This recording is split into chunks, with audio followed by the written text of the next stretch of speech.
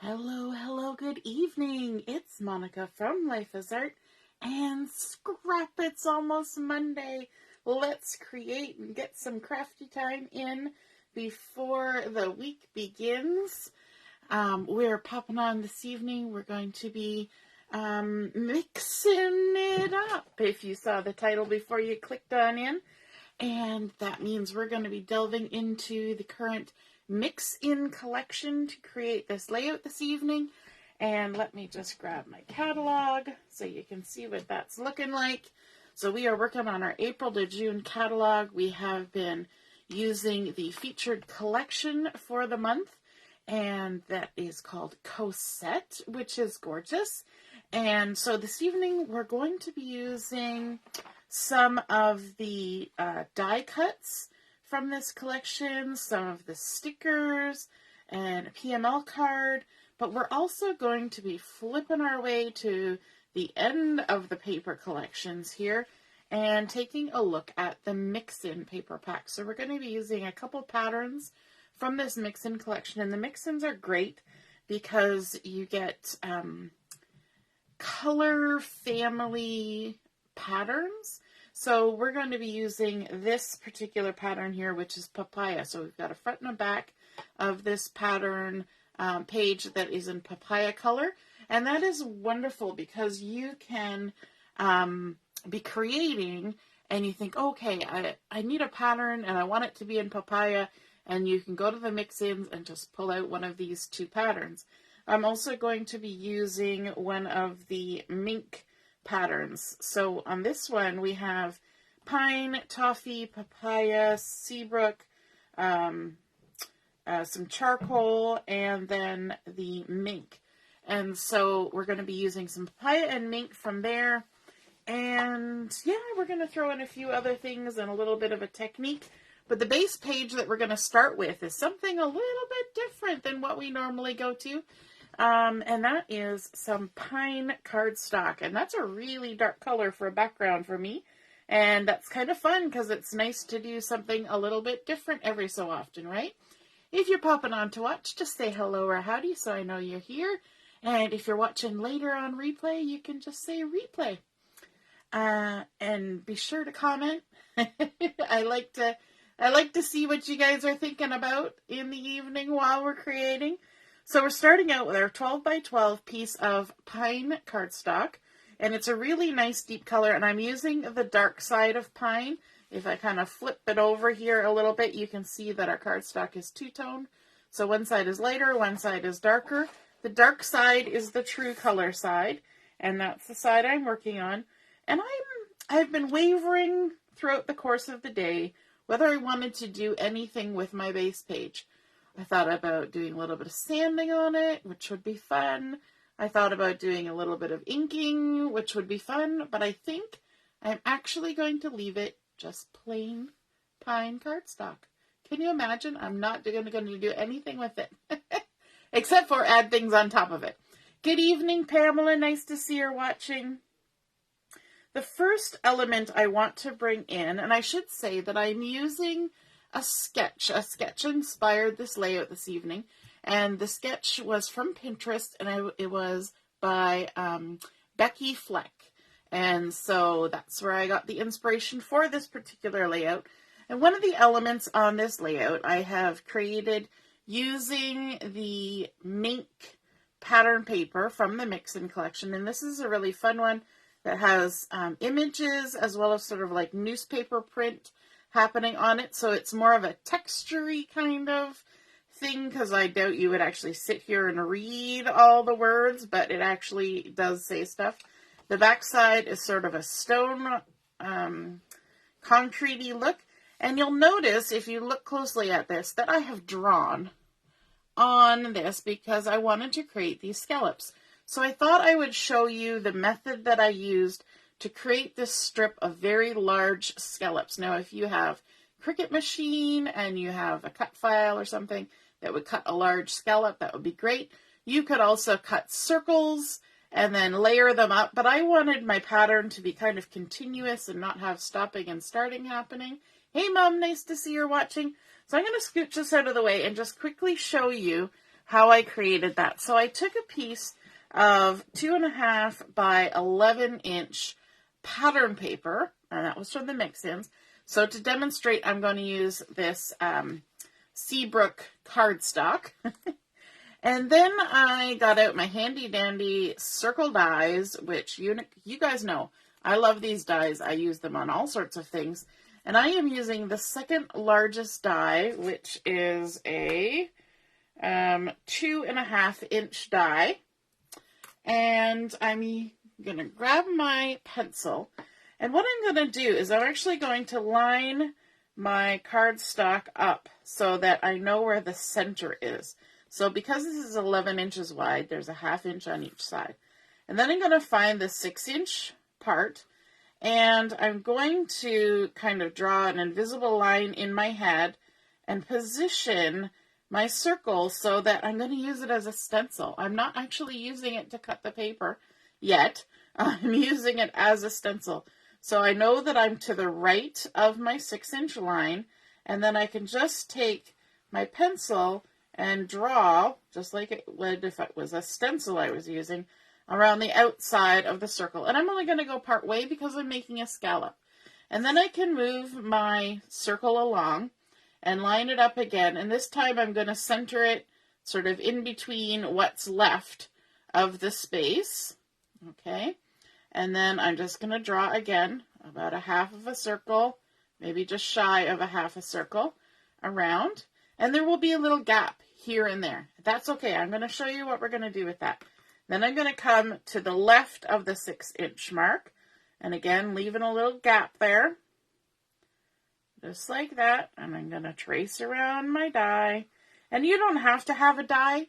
You could use just about anything. So I thought about all the different things that I have in my craft room that are circular that I could trace around. It doesn't have to be a specific size of die. This is just what I used for this project, okay? Because you know me, I go into my kitchen and find my Tupperware, and you know what? You use what you have, and you get creative, right? So we're going to just trace around our circular shape, whatever we're using, and we're going to create our scallops like that. Now, we have these gaps to deal with, and there's even gaps at the end. What we want to do is we're going to take our scissors and we're going to come in from the side, and we're just going to gradually work our way towards following the line, okay? And don't worry if you're a little bit wiggly jiggly. Then when you come around the top and start going back, we're going to aim for the center of the gap, okay? So just like that, we've aimed for the center. And now we can start our way back up, gradually meeting with the line, following it around. And when you're doing this, just like you do when you're fussy cutting, so if you're ever doing one of our challenges where you have to do fussy cutting, this is something that can be considered fussy cutting because we're cutting it out with our scissors. I always figure that fussy cutting is just anything you cut with your scissors, right? But just like we do when we're fussy cutting, we're not looking exactly at the line. We're always looking a little bit ahead, kind of like when you're driving your car. You don't look at the line that's right beside your front tire. You look ahead down the road at the line that's coming towards you. So we're just going to work our way along, try to go as smoothly as we can and pivot our paper just like we do when we're fussy cutting, and go all the way along. And now you can create a scallop any size you want, any length you want, without having a machine to cut it for you or a die to cut it for you. You can create your own lovely scallop, and you can adjust. You can make smaller circles. You know, I could even take the inside of this and trace it all the way along. But that is the technique that I use. Now, if you find that your cutting is a little jaggedy, then one of the things you can do to kind of hide that is you could distress your edges. So you could take the side of your scissors or your edge distresser, and you could distress the edges, even with ink. Ink helps to hide a little bit of jiggly-jaggly, and you could distress them like that, and that would hide any imperfections in your cutting, because now you've just distressed it anyway. So those are some fun tips to use when creating something like this. So let me just put that aside. We'll bring back in our base page, our pine base page. So let me know, do you use that sort of technique to create scallops and borders and shapes? Hey Shannon, nice to see you're watching. So this is the one that I created with the mix-in papers in the mint color. And so I did that exact same process. I just traced it on there. And now I'm going to go ahead and adhere it. I'm not going to distress the edge on this. I could, but I'm not going to. I'm just going to leave it as is. But what I want to do is kind of line it up with the 3 3/4 inch mark and about 1/2 inch from the top and bottom. So it's kind of centered as anything ever gets on my page. And we can just stick that down there like that. And then I want to come in with just a plain piece of the mix-in. I haven't done any fancy techniques on this. It's just let me just double check, 3.5 inch wide strip. And this is the papaya, and it's got little stars all over it.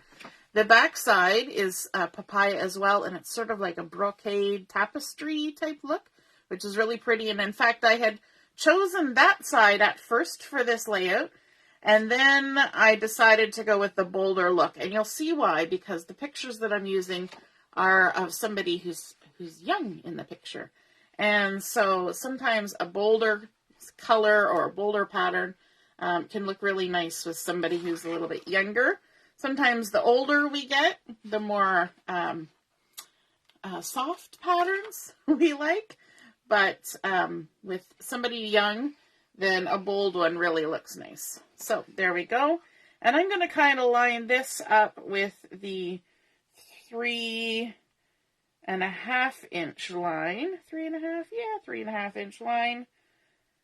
Just like that. Yes, yes.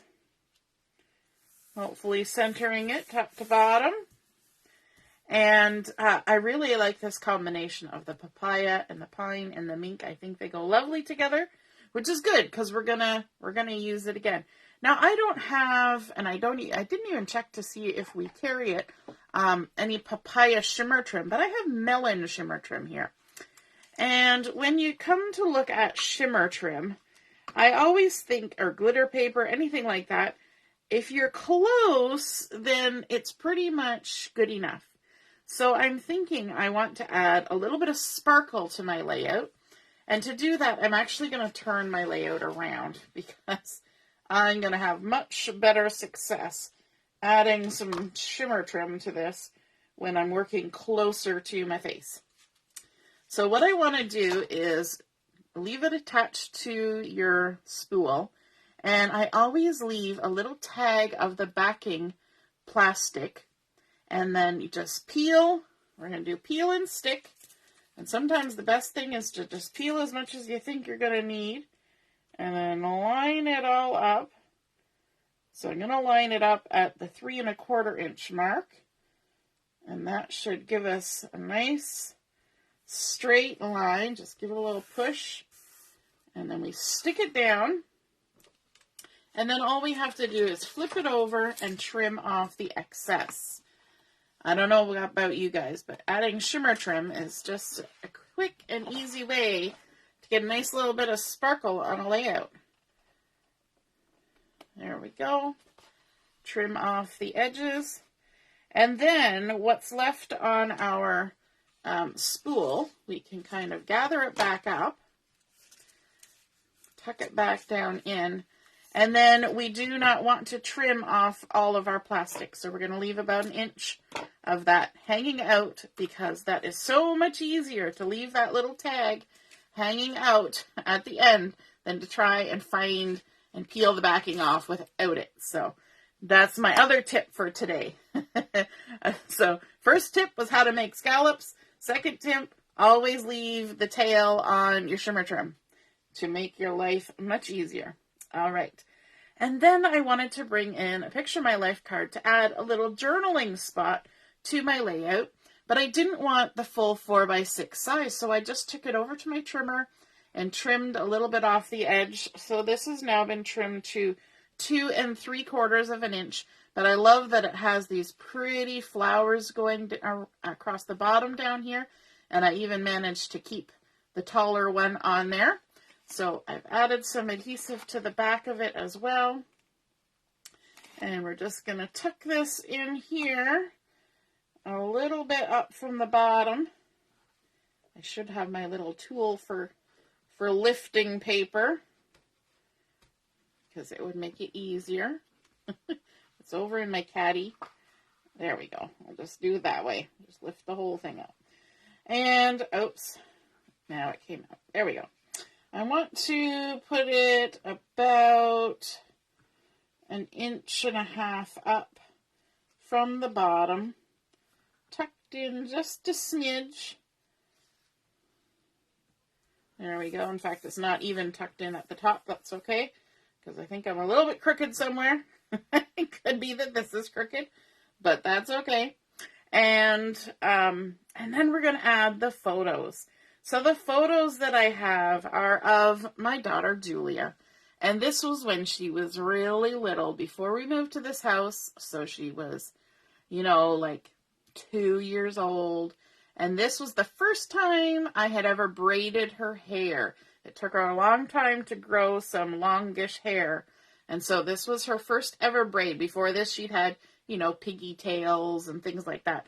But this was Mom's first attempt. Now, you have to remember that I had boys before this. And I wasn't a girly girl growing up, so I didn't do a lot of braiding of my own hair. So this was Mom's first attempt at braiding Julia's red hair, and I think we did okay. It stayed in for long enough to take some pictures anyway. So I've got these 3 photos, and these are 4x3s. Oops. And I've gone ahead and I've added adhesive to the backs of them. And this first one, I want to lay it down here and to be just a little bit above where the flowers are, but kind of centered from side to side on this colored panel here. So I'm kind of ignoring the shimmer trim over there, just lining it up like that. And then this one, I would like to have these 3 a little bit offset from each other. So I've added some foam tape to this middle picture. And when I was thinking about the placement of these photos, I wanted the one where she's looking straight ahead to be in the middle, and then have the other ones above and below. And that way, her face was the focal point, right in the middle. So this one I want to have a little bit off to the side and a little bit overlapping onto the photo below. Now, not a lot, just a little bit of overlap, and right about there. And the reason I don't want a lot of overlap is because my photos are already pretty close to the top of her head, just the way the photos were taken. I guess I was not thinking about the scrapbooking potential of these photos at the time, but you know what? You can't go back and recreate things, so you work with the photos you have, right? And then this one, I'm going to kind of bump it over a little bit and have it right about there, tucked a little bit under, not too much, because I want to still be able to see, some of those braids coming down, because that's the story. Julia's first braids, and she had a smile on her face when the braiding was done, so obviously it wasn't too much torture. Sadly, she doesn't let me braid her hair anymore. Now that she has oodles of hair, she doesn't let me do it. This was a little bit hard because she had very fine hair back then. Hey, Carol, nice to see you're watching. Oh, you forgot to hit send. Oops. Well, you're here, so that's good. That's what counts. Okay, so we've got those things on, and then I want to bring in a few embellishments. Now, you will notice this gap right here, and we sometimes have issues with gap, right? This looks odd to our eyeballs. So what I want to do is I want to bring in an element from the sticker sheet, and we're getting down here as to what's available on the sticker sheet, but I've chosen this bunch of flowers that coordinates with the flowers down here in the picture of my life card that are just kind of peeking out there. And so this sticker, I've actually gone ahead and already added foam to it. And I used my anti-static pouch to add that little bit of starchy powder all over the exposed sticker part that wasn't covered by foam tape. And so now it's more like a die cut than a sticker. So I can go ahead and add this on here, like so. And then I also was thinking that I would add, this a little leafy number here, but maybe not all of it. I might just add a little bit of it. Just kind of trim some of this off because it's not going to get seen. And although I left some space in amongst things, I probably didn't leave enough space to hide all of that. So then we're just going to tuck these little leafies in here like that to hide that extra little bit of gap. So sometimes you can just work around what is there. And then I also wanted to get the title from here. And so up here we have Good Times. And down here we have the word life. And you probably can't even see it because the sticker is cut inside this dark area here. So I'm going to go ahead and grab the stickers. There's my L. I think I'm going to put it up here. Now this is going to be kind of subtle for a title because it's on such a dark background, but that's okay. L, I, and then F. Oops. Trying to stick to my finger. E. This is going to be a very subtle title. E, and it's going to come out a little bit farther, just like that. And then I'm going to put the love. There's the option of love or this. So I thought we would go with love, love life. We'll just stick that on there like that. And I also wanted to bring in some of the die cuts that we were talking about. So these are the die cuts, and of course they've been pillaged. And if you flip it over, you can actually see the shapes that are on there. So there's frames, and butterflies, and hearts, and stamp shapes, and tags, and flowers, and leaves, and all sorts of things on here, birds. And so I have chosen to use some hearts on this particular layout, as well as one of the brackets. And so I wanted to do a little bit of a technique with the brackets and the hearts and things, because they come as sort of French vanilla, and they are printed on the sort of newsprint. That's what's been printed on them. Getting a little tongue-tied there. So what I want to do is I want to add some color. So I've got my Papaya ink here and my little blending brush. And I'm just going to go ahead and blend some Papaya ink onto these elements. Like that. Just to add some color. And then I also want to come in with my shimmer brush. And I don't have a Papaya shimmer brush. I didn't even check to see if we have them. But I have a peach one, which is a little bit lighter. But it still has the color and the shimmer on there. So I'm going to go ahead and just add some shimmer brush. And you're going to see that this kind of darkens everything up. But it also adds a little bit of sparkle.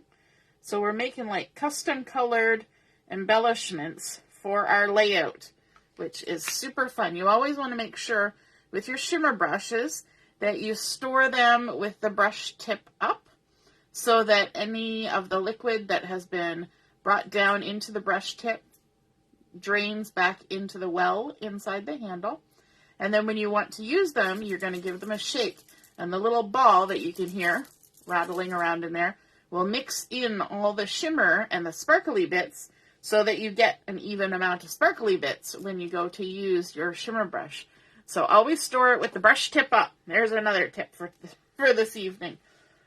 So I'm going to bring in my layout, And I'm going to add those. And I think I'm going to use actually the glue dots to add those on. I don't really have to. I could use liquid glue, but these are here handy. And I was also going to use my tweezers. Oops, knocked over a thing. I was going to use my tweezers to help me with this process because me and my fingers don't always get into places very well.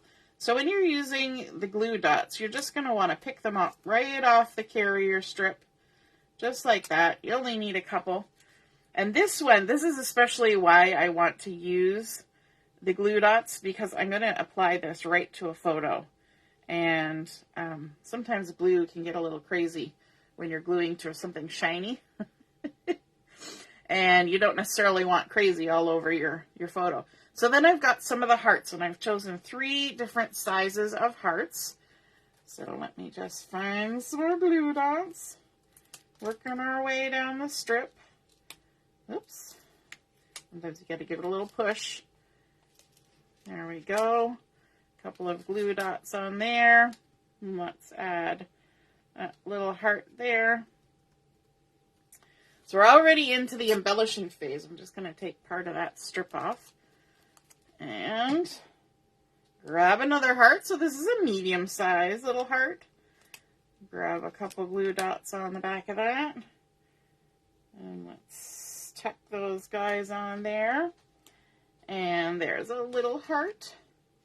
I always find this process goes so much nicer with a pair of tweezers. The tweezers do the heavy lifting for me. And add another little heart. So we've got a little trail of custom colored, inked, and then shimmer brushed hearts. And then I thought for good measure, I'm going to get one of the little butterflies too. So I've already inked him up and shimmer brushed it up. And we can go ahead and add this kind of over here. And we'll go off the edge of that Picture My Life card just to give it a little bit of sort of out of the box. A little bit of out of the box. So now I have this lovely spot where I can add all sorts of journaling to my page. I've got my title added on from the sticker sheet. We've used the base page of the pine. We've added on our pattern papers, creating that scallop, using something round to create those large scallops along there. We've got our pattern papers, our shimmer trim, and then we've got those die cuts that we've custom colored to match our page. And now all we need to do is add a couple little blings. And I pulled out my gray dots for this, thinking that maybe the mink would be nice. But now that I'm looking at it, I'm almost thinking I want to go with a darker gray. And so let me just take a look at what we've got. You know what? I think I'm going to stick with the mink. And where did I put my piercing tool? I just had it. Here it is. And so we can add a few little items here. So let's grab a little heart. We can pop up here. And another little heart. Just like that. And one more heart. We're going to cluster all the hearts, just all in one little cluster there. I don't often do that, but it's gonna happen on this layout. And then maybe we'll add another heart down here. Let me see. Maybe this medium-sized one.